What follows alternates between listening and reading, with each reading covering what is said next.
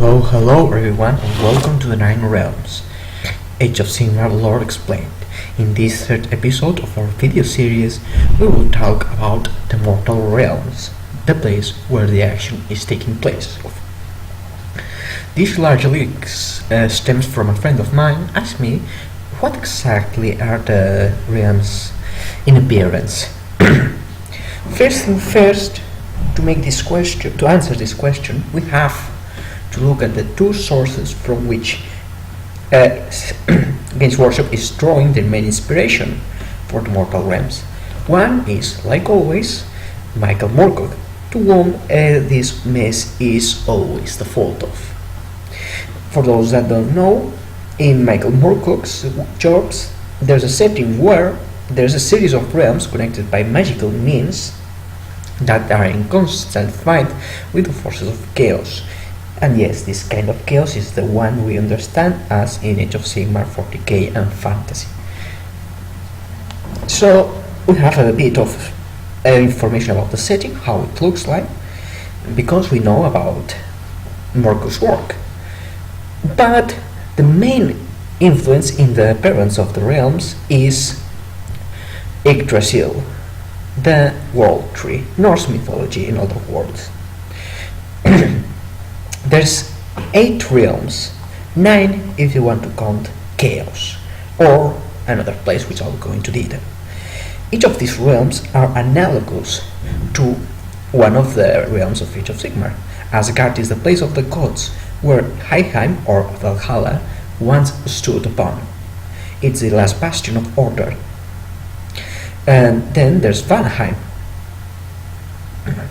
which is more or less akin to Hysh, since Hysh is described as a place of symbology and of old beings, which is more or less what elves are. There's, Alfheim. Vanaheim will be more a different one. Well, I'm digressing a lot.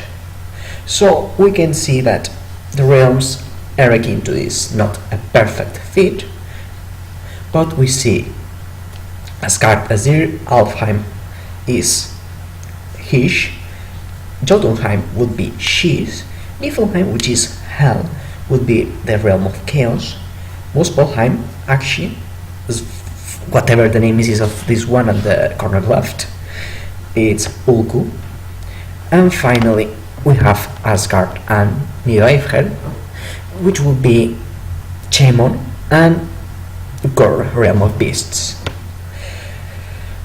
So what does it mean? It means that they have similarities. Gor, for the most part, is described as a regular realm, only that there's ferocious beasts, kind of like Earth as it is. Yes. Jotunheim is a cold and dead place, similar to the realm of Shish, which is a place devoid of life, quite cold generally because there's a sun that is dead. Niflheim is an unbearable place where the worst of the worst happens, kind of like the world, and the rest are a bit self-explanatory.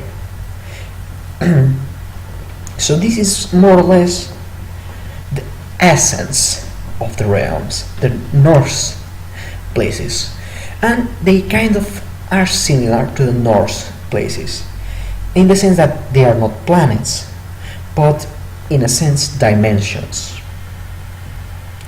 Their sizes will vary. For example, Gor and Chiron, the realm of life, which will be Midgard and Alfheim, are more or less consistently described as planet-sized areas with enclosed atmospheres and the sky atop.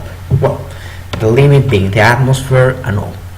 Meanwhile, other places such as Chemon and Asgard are more open. For example, the realm of Chemon has been described as holding place the bubble world of Glintok, which is a planet that is floating around. So we see that these realms range from planets to more or less systems in size. Games Workshop has told us that they are extremely vast, almost infinite, but we know for sure that this is not true, because we know that each realm has a limit, and this realm consists in basically different versions of the chaos wastes of the old world.